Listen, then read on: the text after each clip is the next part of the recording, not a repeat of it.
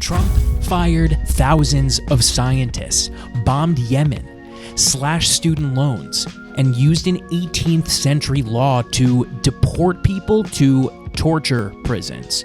It's been a month since we last spoke, and it's not over yet. We're only just a little over the 100-day mark, and March already feels like a decade ago. If by the time we get to the 2028 race and I've lost every single shred of hair on my head, you know exactly why. March served up the same rancid slop that February did. National security blunders, cabinet contradictions, and naturally, a whole slew of new, fun, and creative ways to destroy the United States and our Constitution. Should we really even be surprised anymore? Absolutely not. Welcome to Told You So, 10 Trainwrecks, March 2025. We're letting Trump cook, and he's cooking. He's whipped us up a giant pile of shit that some of us are getting all over our lips and seem to be enjoying it. So hit the like button, subscribe so you don't miss next month's damage report, and let us get started. At number 10, we have Trump's arbitrary dismantling of the federal workforce, just generally.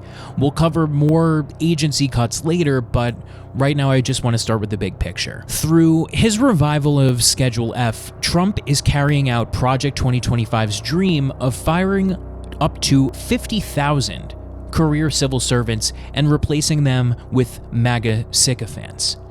The same people who whine and complain about diversity hires and woke quotas are now gutting merit-based hiring in favor of political obedience. Nearly 17,000 federal employees with under 1 year of tenure, from defense engineers to forest rangers, were abruptly fired after failing performance reviews described by a federal judge as a sham designed to circumvent due process. On March 27th, Trump announced his plans to cut 20,000 more jobs at HHS, jeopardizing vaccine development, cancer research, and epidemic response, because we all know how absolutely fucking fantastic he handled the last pandemic that we had. Meanwhile, at the IRS, Trump terminated about 6% of the IRS workforce, just as Americans were filing taxes. An internal memo later revealed plans to slash the IRS by almost 40%, with veteran auditors suddenly being told their jobs were non-critical. For people who complain all the damn time about how broke the US and how much debt we're in, you'd think they wouldn't be trying to cripple the agency that collects its money. And while I'm all for cutting the defense budget, it obviously should be done in a careful way, because our defense budget does pay for important things.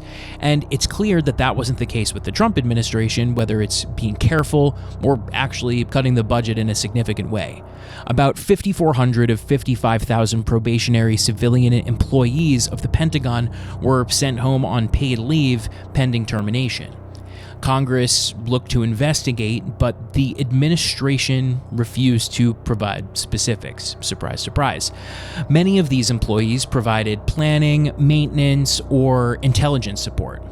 Cuts like these, with wanton disregard, could degrade U.S. logistics efforts, training, and base security. On March 1st, Trump's efficiency czar and pale, lumpy creep Elon Musk deleted GSA's 18F digital unit, firing around 90 tech specialists at midnight. 18F is an Obama-era innovation team that built tools like the IRS Free File site. Staff were immediately locked out of systems, because clearly the best time to completely nuke your digital infrastructure is when Americans rely on websites for nearly every interaction they have with the federal government. And following up on some stuff that we talked about last month, efforts to weaken checks and balances continued.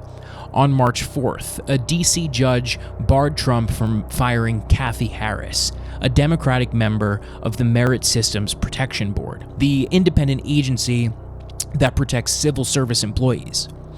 The judge wrote that MSPB must retain independence. But too bad this logic didn't stop Trump from loyalty testing Department of Justice officials and ousting anyone who'd work on Trump-related investigations, even seasoned attorneys with spotless records.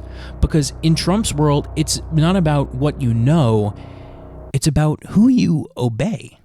Him, obviously. That was the federal workforce generally. Now, at number 9, let's look at specifically the Department of Education and how this purge has affected it. It's almost like Trump has a personal vendetta against children, considering his turned out so spectacular. On March 20th, Trump signed an executive order directing Secretary of Education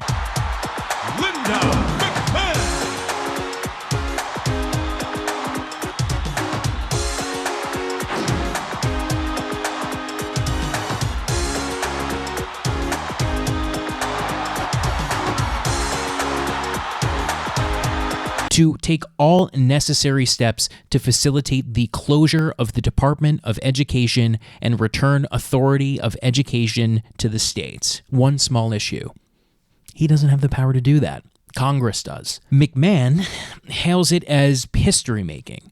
But, girl, you're going to lose your job. That's essentially your job, is to lose your job. Not that she cares. She's made her own billion or so doing her own thing. The order came days after the Department of Education announced a 50% cut in its workforce. Out of about 4,133 employees, roughly 600 resigned or retired, and 1,300 were laid off, leaving just 2,183 on staff.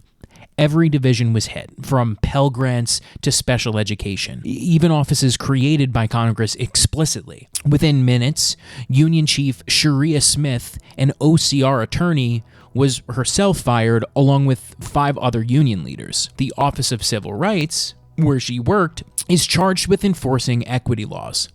NPR found at least 240 OCR staff were laid off March 12th, meaning dozens of civil rights attorneys, people that fight for resources for special needs kids, gone. And over half of OCR's 13 field offices were shut down. As a result, without OCR's ability to enforce equity laws, SELPAs, SELPAS, will be left powerless to compel districts to uphold IDEA mandates, leaving special needs students stranded when local programs are underfunded or improperly implemented. But it gets worse. Trump's Department of Education also wiped out most experts who just gather education data. The National Center for Education Statistics went from around 100 analysts to just 3 on payroll by the end of March.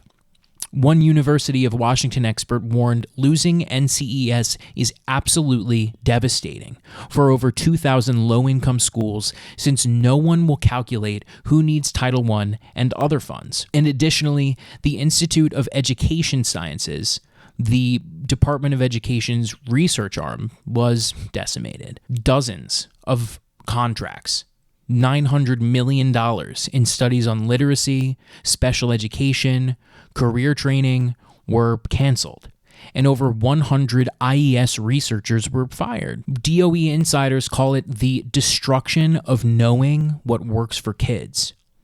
And student loans also wrecked. Federal student aid, which manages the $1.5 trillion student loan amalgamation, lost 320 union employees in March due to the cuts. After more voluntary departures and probationary firings, 727 of the around 1,500 person staff will be gone. Key teams that oversaw loan servicers and maintained FAFSA systems were slashed. Industry sources warn the office may struggle to perform even the most basic of functions, just in time for the Department of Education to announce it will resume default collections on May 5th. Good luck with that. Even where the law demands programs stay funded, Trump found a way to break them. Surprise, surprise, again. By law, federal grants to poor students and special needs students must continue. But Trump's cuts removed virtually all legal oversight of these programs. The Department of Education fired every attorney in its office of general counsel who helped states use K-12 funds properly. In effect, states will still get money for these programs, but all of the guardrails are gone. And about that state control thing, it sounds okay on paper, but it turns out it's only state control only if you obey MAGA rules. The Department of Education declared it would block Title I funding for Maine schools unless the state bans trans girls from female sports teams. And it also ordered states and districts to purge illegal DEI programs like race-based student affinity groups, for example, Black student unions or Filipino student unions, which I, as a white student, learned so much by simply seeing my classmates share their cultures and engage with those clubs like they were fucking some of the dopest parts of college and even in law school. I met some great people who were a part of affinity programs, but I guess kiss those goodbye. And if they don't remove these or COVID vaccine requirements, because who wants those, they lose all their aid. Maine's governor said straight to Trump's fucking big fat face, actually, see you in court. So you better comply, because otherwise you're not getting any federal funding. See you in court. Every state. Good, I'll see you in court. I look forward to that. And by March, a coalition of 21 state attorneys generals, Democrats and some Republicans, sued to stop the Department of Education purge as illegal. Trump promised to bring education back to the states. But it turns out he meant back to 1835, when education was a patchwork of local, church-run academies and private tutors with no standard curriculum, no teacher training, or civil rights protections. It sounds fantastic. Truthfully, what does state control even mean if it comes with MAGA strings attached? Let me know your thoughts below. At number 8, we have the Trump administration's bungled, deadly disaster responses. It started with just money. Trump froze billions in disaster relief, withholding critical FEMA funds that Congress had already approved. Even after a judge ordered the money released on March 6th, Trump's team dragged its feet, starving states like Oregon of $129 million for winter storms, floods, and wildfire recovery. In Hawaii, the freeze threatened to end case management services for survivors of the devastating 2023 Maui wildfires, leaving victims who had lost everything facing eviction as their temporary housing rent checks got delayed. States fought back on this naturally, because sometimes common sense is common sense. 22 states plus DC sued, arguing the freeze was illegal. Federal Judge John McConnell repeatedly sided with them, issuing injunctions to stop the freeze.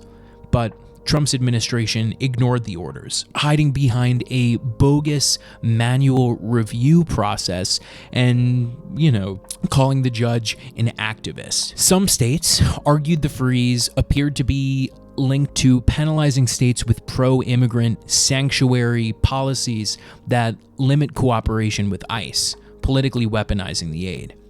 And then it got worse. In March, Trump's scheme to sideline FEMA became official when he signed an executive order shoving disaster prep onto states. He even mused about eliminating FEMA entirely. FEMA is a very expensive organization that really doesn't work out very well. It hasn't. This is not the only example. So it was up to me right now. It ended right now, and I just let the state take care of the problem. I mean, you can always have problems. Let the state. If it's Florida, it's a hurricane, let Florida take care of it. They don't need FEMA to come in. His Secretary of Homeland Security, Kristi Noem, agrees, of course. Apparently, we just need some more money for her deportation photo shoots. It's just reckless talk. Experts note that states cannot replicate what FEMA provides. The federal government exists for a reason. Thousands of emergency workers and billions in aid after big hurricanes and wildfires are crucial. Just ask Florida, Trump's home base. After Hurricane Irma, Florida relied on over $5.5 billion from FEMA. There have also been internal discussions at FEMA about making it much harder to even qualify for federal aid, like quadrupling the damage threshold for communities to receive public assistance and reducing the federal share of recovery costs dumped on states. Translation, way fewer people would qualify for help. States would be on the hook for billions. In the middle of climate disasters, the Trump administration is pulling the rug out from under the American people. At number 7, we have the Trump administration's relentless gutting of science and evidence-based policy. Common sense. It's not just the electorate that is seemingly experiencing a collective brain bleed. Our government is as well. First up, international credibility is down the drain. In early March, Trump withdrew the U.S. from the UN Loss and Damage Climate Fund, which is designed to help vulnerable nations cope with climate disasters. He even reneged on the eensy-weensy $17.5 million pledge made under President Biden, using his ironically named executive order, putting America first in international environmental agreements. At home, it's worse.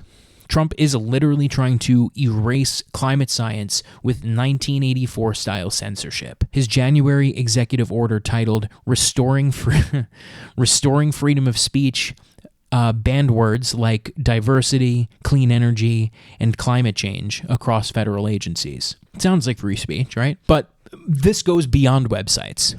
A leaked Department of Agriculture memo in late March revealed a list of forbidden words for research proposals, including climate, clean water, equity, and even microplastics. All things we definitely don't want researched, right, folks? Staff were told that any project descriptions containing these terms cannot be submitted if they want to comply with Trump's directives. The cover-up extends to national security as well. The annual threat assessment, the intelligence community's flagship report on dangers to the United States, came out in March. And interestingly enough, it didn't include a single mention of climate change. Past editions routinely flagged the effects of climate change, like droughts, floods, extreme storms, as major security challenges. When pressed by Senator Angus King about scrubbing climate from the threat assessment, Director of National Intelligence Tulsi Gabbard shrugged it off, saying, "Obviously, we're aware of occurrences within the environment and how they may impact operations, but we're focused on the direct threats to Americans' safety, well-being, and security." As if mega droughts, superstorms, and mass migration crises aren't direct threats. I don't know. Sound bad. Meanwhile, the National Oceanic and Atmospheric Administration is falling apart. Great. In mid-March, they announced that it had to cut back weather balloon launches due to staffing shortages.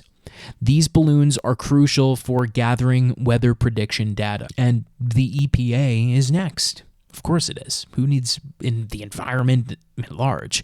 Administrator Lee Zeldin plans to eliminate the Office of Research and Development, the agency's core scientific arm. The EPA conducts vital studies on pollution health effects, toxic chemicals, and ecosystem protection. This is all part of a plan to neuter the EPA so it can enforce laws. By firing scientists and dismantling research offices, Trump is systematically unequipping the United States to fight environmental hazards. And we really, really need to ask ourselves, who would benefit from such a thing? Not me. I'm sure you won't either. So just think for a second. Trump also plans to overturn the EPA's endangerment finding, the legal foundation established through extensive research that requires the EPA to regulate greenhouse gases as pollutants that threaten public health. Killing this finding would dismantle the basis for nearly all federal climate change regulations, but also gut EPA's authority to enforce CO2 tailpipe standards for cars and trucks. nullify new source performance standards capping power plant emissions, and erase the underpinnings of the Clean Power Plan, completely opening the floodgates to uncontrolled greenhouse gas pollution and escalating public health and economic risks. On the health and science side of things, overcooked strip of bacon Robert F. Kennedy Jr. began his transformation of the HHS. In March, the NIH was ordered to terminate over 40 research grants studying vaccine hesitancy and uptake. These studies aim to understand why some people refuse vaccines and how to improve vaccination rates. This kind of shows that RFK isn't really concerned with addressing why Americans distrust vaccines at a time when measles is flaring up again.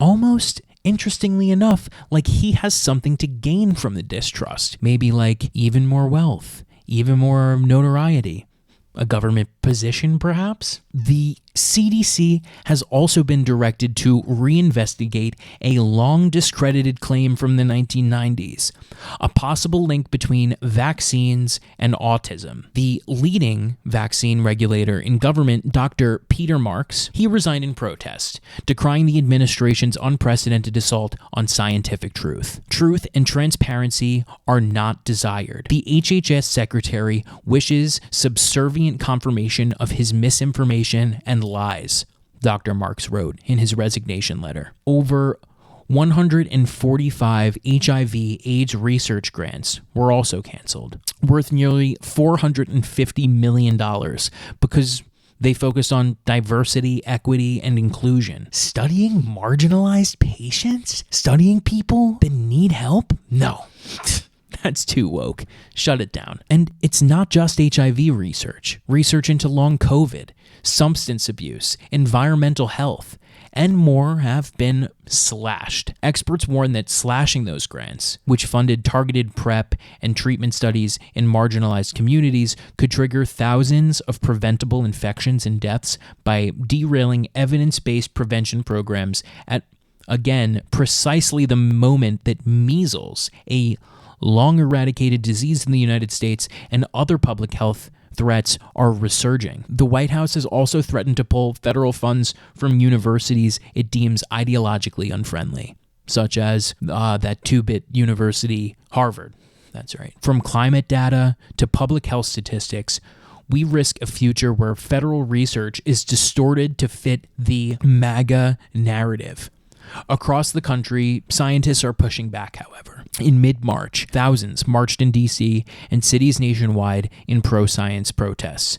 Over 1,900 leading scientists, including Nobel laureates and National Academy members, signed an open letter condemning Trump's relentless assault on science. A coalition of nonprofits and municipalities hit the administration with a First Amendment lawsuit in late March. A First Amendment lawsuit? I thought he loved the First Amendment. What? Arguing that freezing environmental grants to climate science work is unconstitutional. Evidence and expertise are being sidelined in favor of political theater and ideological purity. What do we have to lose? Well, I don't know. Maybe just our health, the environment, our future. Don't seem like that big of a deal, right? At number 6, we pick off where we left off last month. Trump's unprecedented gutting of USAID. Secretary of State Marco Rubio, now overseeing the agency, announced the 6-week purge was complete. 83% of USAID's 6,200 projects terminated, and only about 1,000 contracts spared for transfer to the State Department. The agency that once employed around 10,000 people is being slashed to a skeleton crew. On March 28th, a Trump-appointed efficiency czar told staff that USAID's independent operation was being retired. All non-statutory positions, jobs not required by law eliminated, and any remaining life-saving programs folded under the State Department. Amid all of this, U.S. District Judge Theodore Chuang issued a scathing rebuke of Musk and Doge's role in bulldozing USAID. Rewind to March 18th. In a preliminary injunction, Chuang ruled that Musk's unilateral shutdown of a federal agency likely violated the U.S. Constitution, since Musk was wielding powers of an appointed officer without Senate approval. The judge ordered the administration to halt the firings of USAID staff and contractors, restore staff access to systems, and even prep USAID's padlocked HQ for a possible return. Just 10 days later, the Fourth Circuit Court of Appeals lifted the injunction. In a 2-1 ruling, they called Musk's role unconventional, but not clearly unconstitutional,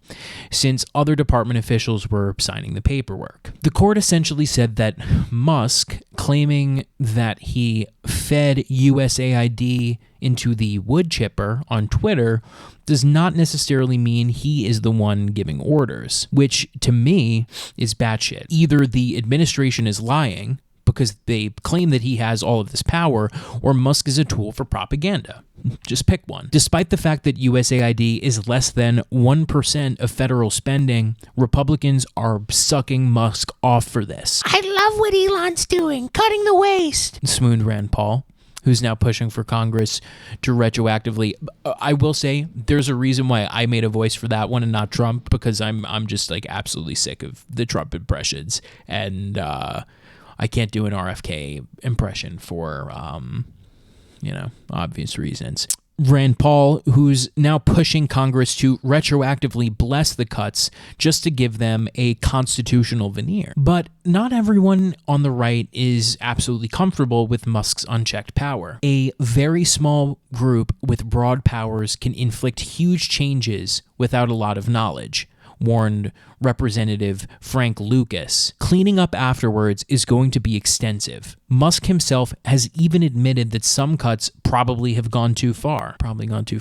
He says this like he just stepped in a fucking piece of gum or something and didn't just destroy someone's livelihood or their access to life-sustaining treatment. Must be nice to be the world's richest man. In early March, Senate Majority Leader John Thune echoed that USAID isn't closing down, but Trump is just realigning priorities, which is a talking point that seemed to fizzle out just days later as agency staff were being escorted out the door. On March 5th, House Foreign Affairs Committee members grilled Trump's foreign aid point man, Pete Morocco, who provided zero specifics on which programs were cut and why, offering the same tired slogan of waste, fraud, and abuse. Even the conservative 5-4 Supreme Court majority couldn't fully endorse Trump's tactics. The court let stand a ruling that Trump must pay up on existing foreign aid obligations, underscoring that the power of the purse rests with not Trump, not Elon Musk, but Congress. And it wasn't just our aid on the chopping block. In March, officials from Sweden, Norway, and the Netherlands went public, revealing that about $15 million that they had contributed to USAID programs was now stranded in limbo. These funds were meant for things like agricultural development in impoverished communities. Think solar-powered irrigation and cold chain storage that help some 6 million poor farmers boost yields while conserving water and energy. This has been derailed by the U.S. pullout because we were holding on to their funds and facilitating this.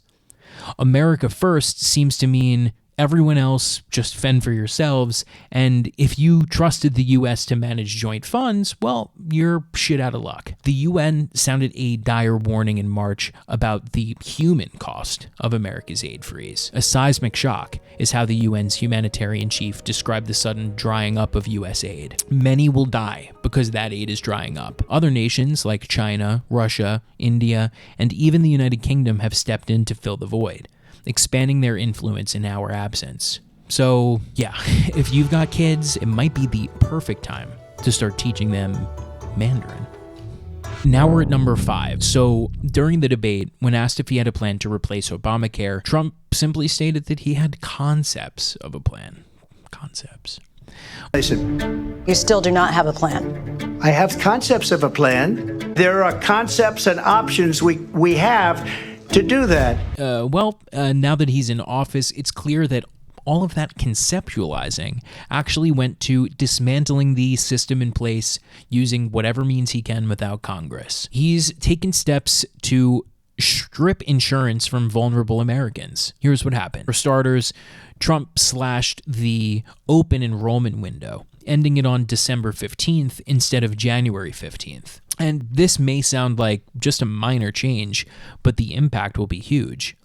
When he did something like this in his first time, cutting enrollment to 6 weeks, signups dropped by roughly 400,000 people, leaving hundreds of thousands effectively uninsured for 2018. Experts say this move will reduce enrollment by up to 2 million people in the coming years. Additionally, he also eliminated the year-round special enrollment period for those under 150% of the poverty line.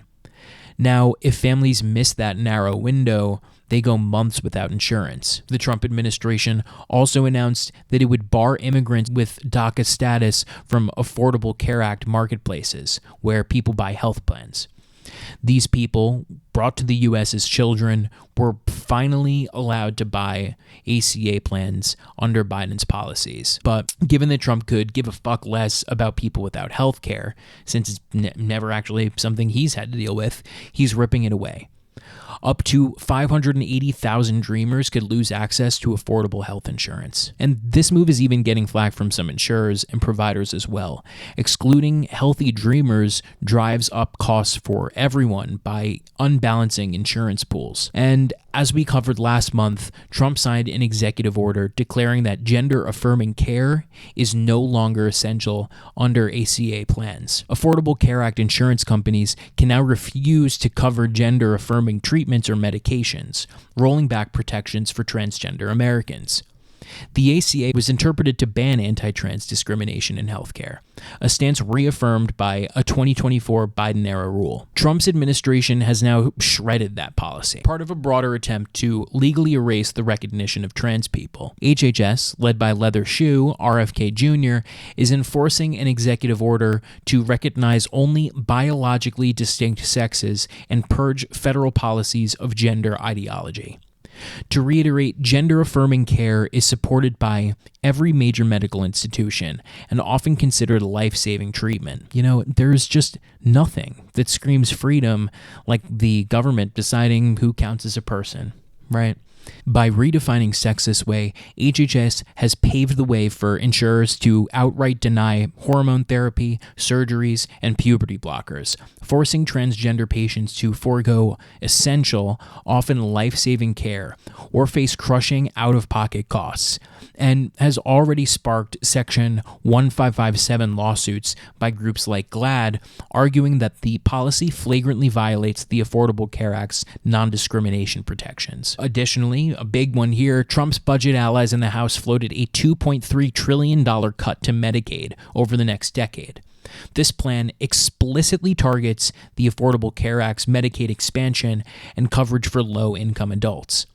They aim to cap Medicaid spending per person, which would shift costs to states and inevitably force them to drop people or cut benefits, and also eliminate incentives for new states to expand Medicaid. If these cuts went through, states would be stuck with impossible budget gaps. KFF analysts warn states would have to cut the number of people covered, cover fewer benefits, or slash provider payments. Love those words.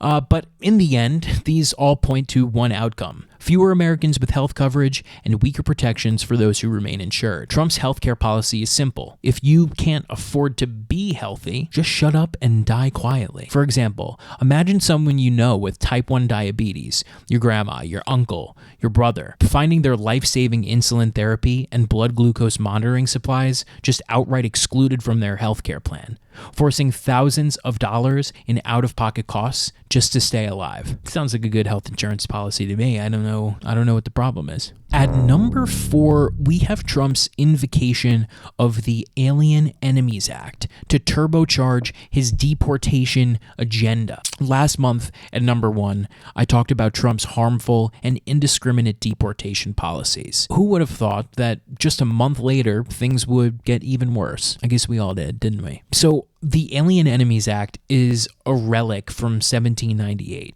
passed as part of the infamous Alien and Sedition Acts, a decade after Washington took office. President John Adams and the Federalist-controlled Congress were anticipating a war with France. In response, they passed one of the most egregious and freedom-hating laws the country has ever seen. The Alien and Sedition Acts served to punish people for expressing their displeasure towards the government, its actions, and people suspected of allying with the French cause. 2 laws in the act increased the amount of years an immigrant needed to be in the U.S. to become a citizen, and allowed the president to deport non-citizens dangerous to the peace and safety of the United States. The most draconian of the bunch criminalized criticism of the government, being used to silence journalists and political opponents. So you could see kind of where this law arises from. The Alien Enemies Act, however, is the only one still on the books. It gives the president the power during war or when facing an invasion or predatory incursion to detain and deport citizens of enemy nations without due process. Mind you, these laws were gravely unpopular at the time. They helped boost Thomas Jefferson to the presidency. Since then, it's only been invoked 3 times. 3 times in history. 3. During the War of 1812, where the Madison administration required British nationals in the United States to report information to the government. During World War I, when Woodrow Wilson used it to restrict the activities and speech of citizens and German and Austrian nationals, leading to the internment of more than 6,000 people, and most notoriously, during World War II. After the Japanese bombed Pearl Harbor in 1941, FDR used the act to detain citizens of the Axis powers, and alongside Executive Order 9066, enabled the internment of more than 100,000 people of Japanese descent living in the United States, 2/3 of whom were United States citizens. Did we learn our lesson? We'll see. Fast forward to March 14th. Trump issued a proclamation invoking the act, citing an invasion by the Venezuelan gang Tren de Aragua, which is interesting because I think I missed the part where we were at war with Venezuela. News updates. I don't know. I feel like I would have seen that somewhere. Trump declared that Tren de Aragua is perpetrating, attempting, and threatening an invasion of the U.S., and that all Venezuelan citizens over 14 years old who are members of TFA and are not U.S. citizens are liable to be apprehended, restrained, secured, and removed as alien enemies. For context, the 1948 Supreme Court case Ludecky v. Watkins upheld FDR's use of the Alien Enemies Act to expel a German soldier under post-World War II conditions, not peacetime. Their primary reasoning behind this was that the U.S. was still coming off of the fallout of the war, making the invocation warranted. Although I completely disagree with this decision, that situation is much more arguably applicable to enact this law than the one we're currently in. 3 planes of 137 Venezuelan nationals, alleged members, were deported directly to El Salvador's terrorism confinement center, a 23-hectare mega prison in Tecoluca, apologies if I'm not saying that right, built for up to 40,000 inmates, where cells jam 65 to 70 men onto metal bunks, confining them 23.5 hours a day under constant artificial light and sweltering heat, with no family visits, minimal medical care, and documented cases of torture and hundreds of deaths in custody. Many of these people have never set foot in El Salvador before. These deportations lacked any due process whatsoever. James Boasberg, a federal judge in Washington, had issued an explicit order to halt removals under the Alien Enemies Act and return those in transit back to the U.S. for hearings. So it's not even like he's saying you have to bring them back and keep them here. They just need to see a judge. However, Trump essentially said, fuck you. And that the judge order didn't apply because the planes were in international airspace. Investigative reporting has even shown that the vast majority of those deported had no criminal records. many were only accused of non-violent offenses. Judge Boasberg has now launched proceedings to potentially hold Trump administration officials in contempt, as he may hire a private attorney to pursue contempt charges himself if the DOJ doesn't comply. I'm sure they're going to do whatever he asks, right? The Supreme Court has temporarily allowed these deportations to continue, but only if migrants are notified and given a reasonable opportunity to challenge their removal in court. But the reality, for those already gone, it may be too late. Tom Homan, Thumb, has said, "I don't care what the judges think. I don't care what the left thinks. We're coming."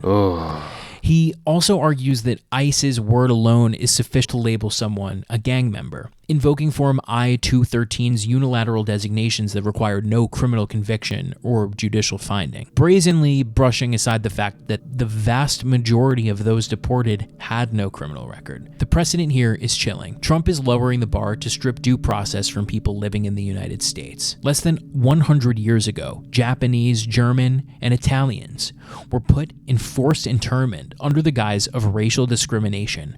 And now we're doing the same thing, but instead we're just sending them to foreign labor camps. The Alien Enemies Act was made for wartime emergencies, and using it in this manner is reckless and a clear abuse of power, opening the door for future presidents to use their powers against any group, regardless of any actual threats posed by them.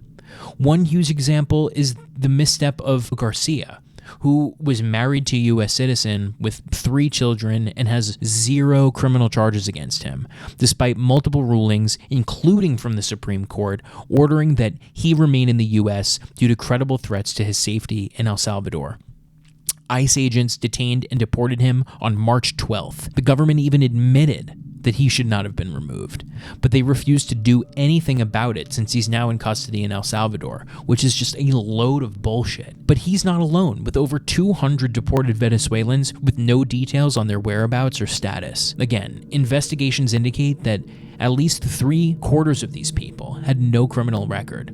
Ilhan Omar and Mazie Hirono have reintroduced the Neighbors Not Enemies Act, which would fully repeal the Alien Enemies Act. As Omar put it, "We cannot allow antiquated laws to continue enabling discriminatory practices that harm immigrant communities." Facts. At this point, it's unlikely to pass Congress, but we do need to keep an eye on this issue and seek to have this law repealed as soon as practicable. If this doesn't terrify you, you're just not paying attention. You're burying your head in the sand, because once a president gets away with this kind of unilateral deportation, unilateral disregard of the law, what's stopping the next one from doing worse, no matter what side you're on? At number 3, we have Trump's complete annihilation of the First Amendment. March proved he just likes to talk about the First Amendment, but not actually do shit about it, while boasting that he stopped all government censorship and brought back free speech in America.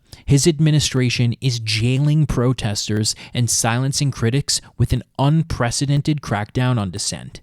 And we just discussed a law where they would just put people away for talking shit about the government. Take Mahmoud Khalil, for example, a 26-year-old Columbia University grad student who was prominent in last year's campus protests against Israel's bombing campaign in Gaza. He is a lawful U.S. resident, a green card holder who is married to a U.S. citizen. On March 8th, ICE agents burst into his university apartment without warning to Columbia and snatched him into custody. Khalil's attorney said that agents initially claimed to be revoking Khalil's student visa on State Department orders, only to learn he was a permanent resident, at which point they said, "Oh, well, we're revoking his green card instead." Essentially right on the spot. No criminal charges, no due process, just disappearing a man from his pregnant wife in the middle of the night. This should infuriate you, whether you agree with him or not. The Department of Homeland Security, the agency behind ICE, justified this using Trump's executive orders prohibiting anti-Semitism, claiming Khalil led activities aligned to Hamas, a designated terrorist organization. To me, this is just Trump openly admitting this is a guy who is being targeted for his political speech, accused of supporting Hamas simply for organizing a protest. Officials even asserted that by joining anti-war campus protests, students like Khalil forfeited their rights to remain in the U.S., which is a bit of an oxymoron considering protesting literally anything, is using your rights. It should not nor ever be used to remove them. I can't say that clearer. Khalil's wife, Noor, 8 months pregnant, was also threatened with arrest if she interfered. She was rightfully pissed, given the government refused to tell his family or lawyers where he was being held. And when Khalil resurfaced before an immigration judge, the legal rationale grew even more Orwellian. The government invoked a rarely used provision of immigration law that lets the State Department deport non-citizens if their presence is deemed a threat to U.S. foreign policy. Secretary of State Marco Rubio personally signed off on deeming Khalil's presence a serious adverse foreign policy consequence for the United States, undermining U.S. policy to combat anti-Semitism around the world and in the United States, in addition to efforts to protect Jewish students from harassment and violence. Essentially, Rubio argued that the U.S. can kick out a green card holder or any non-citizen because of his expected beliefs, which seems to be ripped straight out of 1984 and its progeny. Despite the flimsy case, a Louisiana immigration judge, a Department of Justice employee, sided with the administration. His case remains paused because a federal court in New Jersey intervened, but the precedent is set. A legal U.S. resident with no charges against him was nearly expelled and is still at risk of being expelled for his political views. Trump has called people like Khalil terrorist sympathizers that are engaging in pro-terrorist, anti-Semitic, anti-American activity. In Trump's view, supporting the Palestinian cause is supporting Hamas, and thus not real free speech, obviously. He claims to target only hate or terror propaganda, not legitimate speech, which is funny because didn't they hate safe spaces and now they want safe spaces? I don't know. But these definitions are intentionally broad, sweeping peaceful dissent into the dragnet. Aren't these the same people that continue to hammer the point that hate speech is actually allowed and constitutional? To me, this just echoes the Red Scare, when immigrants were being deported for having unpopular opinions. Trump's crackdown underscores a frightening principle. If the government can selectively strip away immigration status or other rights over political speech, then free speech only exists at the whim of those in power. Today, it's a pro-Palestinian protester. Tomorrow, it could literally be anyone else. The First Amendment is supposed to prevent exactly that scenario. It's a restraint on government, barring it from retaliating against citizens and non-citizens alike for lawful expression, no matter how unpopular. Let's not pretend that Khalil is an outlier either. There's Badar Khan Suri in Georgetown, where masked ICE agents grabbed him, someone who was here legally and had no criminal record. Their crime? The Trump administration suspects him and his American wife oppose U.S. foreign policy toward Israel. Does anyone agree with U.S. foreign policy toward Israel? No charges, no trial. His lawyer hadn't even been allowed to contact him for days. By March 19th, Suri was already shipped to a staging center in Louisiana, presumably en route to another detention site. The crackdown goes beyond immigration. By late March, 41 new anti-protest bills had been introduced in 22 states, targeting everyone from anti-war demonstrators to climate activists. In North Dakota, a proposed mask ban would make even wearing a baklava at a rally a misdemeanor punishable by jail time. In Minnesota, lawmakers have floated civil penalty schemes that levy six-figure fines on anyone who funds or provides water to a pipeline blockade. And at the federal level, the Safe and Secure Transportation of American Energy Act would slap peaceful pipeline protesters with up to 20 years in prison.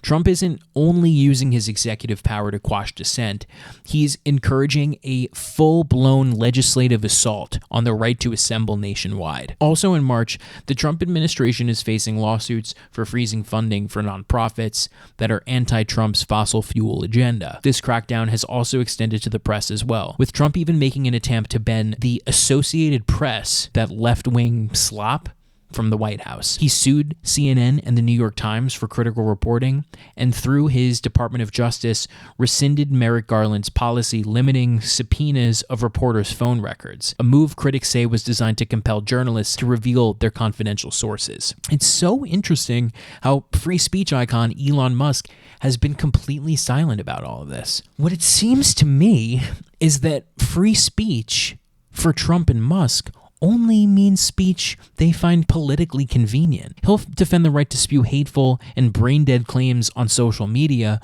but he'll crush the right to criticize him and his policies. It's doublethink at its finest. This is what actual government censorship looks like. Real threats of imprisonment, deportation, or financial ruin. It shows that his true stance on free speech is free speech for me, none for thee. The goal of cancel culture is to make decent Americans live in fear of being fired, expelled, shamed, humiliated, and driven from society as we know it. A president who rails against cancel culture is canceling visas, grants, jobs, and even people's legal residency over political viewpoints. A president who claims to fight government censorship is authoring one of the most sweeping government censorship campaigns in American history. This is important. We need to stay vigilant. Student activists have gone quiet out of fear. Professors are weighing their words. Federal scientists are self-censoring, as we've discussed before. Journalists worry about retaliation. When a leader calls himself a free speech champion while crushing dissent, freedom itself is in danger. Trump doesn't hate censorship. He just wants to be the one holding the muzzle, and we need to snatch it back and set it on fire. At number 2, as we've alluded to previously, Trump and his closest allies have dramatically intensified their campaign to erode judicial independence and challenge established rule of law. He unleashed personal attacks on judges, labeling them as unhinged and demanding their impeachment when they rule against him. Seems reasonable. It's clear that Trump has a real grudge against the system that nailed this motherfucker for 34 felonies. This is not just rhetoric either.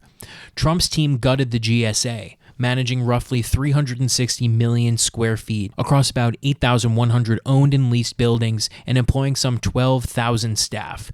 So axing 600 courthouse maintenance workers alone not only shutters Nevada's offices, but risks basic upkeep, security checks, and ADA compliance in dozens of federal courthouses nationwide.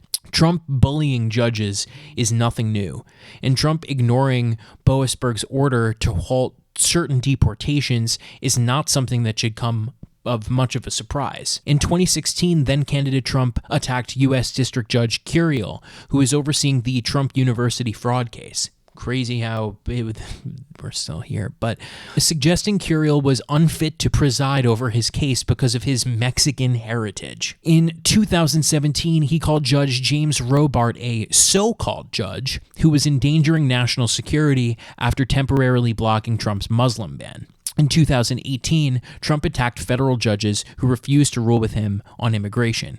And in 2020, even called Chief Justice John Roberts disgraceful after the Supreme Court rejected a bid to overturn the 2020 election. In Trump's own personal matters, he called the judges overseeing his cases unhinged, radical, and highly partisan. So weird how everyone who goes against Trump somehow has something wrong with him. It can't possibly be legitimate. Circle back to today, and Trump is ignoring orders, attacking judges, and casting uncertainty on the rule of law in a way never seen before. They do this under the guise that Trump has some sort of executive mandate. But the judiciary has been around since our country's inception, and no executive authority ever contemplated a world where that isn't kept in check by Congress and the courts. Trump calling for the impeachment of these judges is terrible precedent. Keep saying that word. Terrible precedent. But we have only impeached 15 federal judges in the history of the United States. Always for things like professional misconduct, bribery, workplace intoxication, but not for ruling in a way that the president disagreed with. Even Chief Justice Roberts, the disgrace, he is a man rarely moved to speak publicly. But he issued a rare statement warning that judicial impeachment should never be used for political retaliation. But he's disgraceful. What does he know, right? This isn't just a Trump problem. It's part of a dangerous trend we've seen around the world. In countries like Hungary, Brazil, Israel, India, and Turkey, where leaders try to neuter the judiciary to consolidate power. In the U.S., our courts have long served as a check on executive overreach. Undermining them through threats, mass firings, or open contempt poses a grave threat to democracy, because when you silence the courts, you silence the Constitution. And democracy doesn't die in darkness. It dies in the courtroom.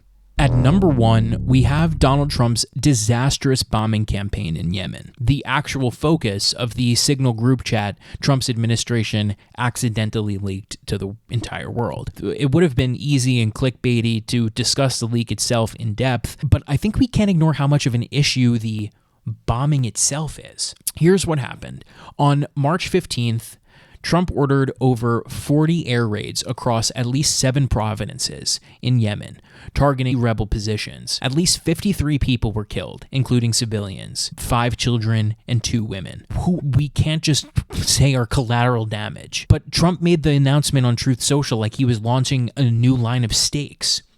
Today, I have ordered the U.S. military to launch decisive and powerful military action against the Houthi terrorists in Yemen. This is pretty weird, though, coming from the self-proclaimed anti-war president, given his campaign rhetoric for the past 4 years.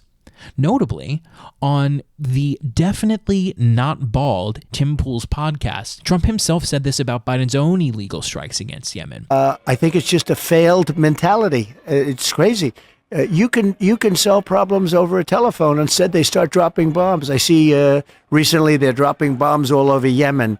You don't have to do that. You can talk in such a way where they respect you and they listen to you. Where's that guy? That guy seems reasonable. Let's get that guy back. Come on. But it seems that Trump is just anti-war when he's running for office, but when he's in office, war is obviously good, duh. It's MAGA doublespeak to the absolute max. Let's break down their defense of this strike and why it's complete bullshit. First, they'll tell you that they're protecting international shipping. And sure, the Houthis are no doubt terrorists that have been disrupting international trade for the past year or so, launching attacks on commercial vessels. But here's what they aren't telling you. After a ceasefire deal brokered under the Biden administration took effect on January 19th, a 6-week truce during which 8 rounds of hostage prisoner exchanges occurred and over 600 humanitarian trucks entered Gaza each day, the Houthis declared an end to their blockade and shipping resumed. The only reason we're back to where we were is because Israel, emboldened by Trump's indifference to Palestinian suffering, began blocking humanitarian aid to Gaza in early March. The Houthis responded by threatening to resume attacks on Israeli-linked ships, not American ones. Trump, in response, decided to instead flex his muscle, but only served to help reignite a conflict that was just starting to cool down. Claiming this deters Iran is thinking that you could send a message to Tehran by bombing Yemen, when in reality, it only pushes the Houthis closer to Iran. Not only does it strengthen Iran's justification for retaliation, which they have done before during Trump's last term, it undermines diplomatic channels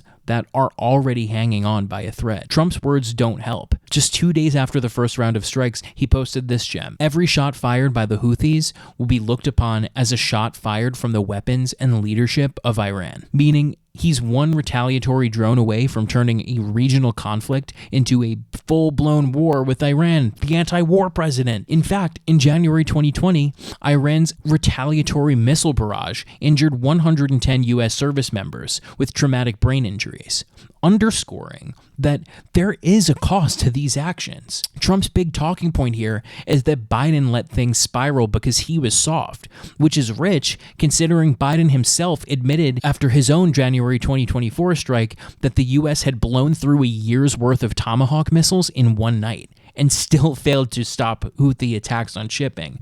But somehow Trump thinks the solution is to go harder. Let's not gloss over the hypocrisy here. Trump vetoed a war powers resolution in 2019 that would have ended U.S. involvement in Yemen without congressional approval. He campaigned as the anti-war president, and then just 90 days into his second term, he's dropping bombs without congressional approval in clear violation of the war powers resolution. Which brings me to the 1973 war powers resolution, which says the president can only use military force without congressional approval if the U.S. is under attack, a declaration of war has been issued, or Congress authorized force through a statute. Which one was it that happened that he allowed him to do this? Oh, Nothing. None of these happened. Trump acted unilaterally, with no clear and present danger to the U.S. and no permission from Congress. Even members of his own party, like Rand Paul, are saying this is unconstitutional. Who else? Who else said something that this wasn't a good idea? Oh, yeah. J.D. Vance even said that they were making a mistake. What are the results so far? The Houthis are now openly threatening U.S. ships. Iran is on alert. Global shipping routes remain unstable. Yemen, already in a humanitarian crisis, is now facing even more air raids and civilian death, and U.S. foreign policy credibility is further in shambles. We can't preach restraint or diplomacy when we're posting drone kill footage on Twitter like it's a Call of Duty highlight.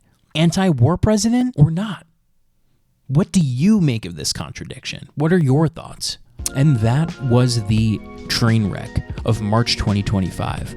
Thank you for watching this sweaty Italian rant for an hour about all of the terrible things that our president is doing. Subscribe now to keep dissecting these issues together. What's going to make the April list? Probably something terrifying. Subscribe, drop your predictions, hit the like button. It helps me reach more people, and try to keep your head on straight as we head into yet another collision next month. Thank you for watching. I love you.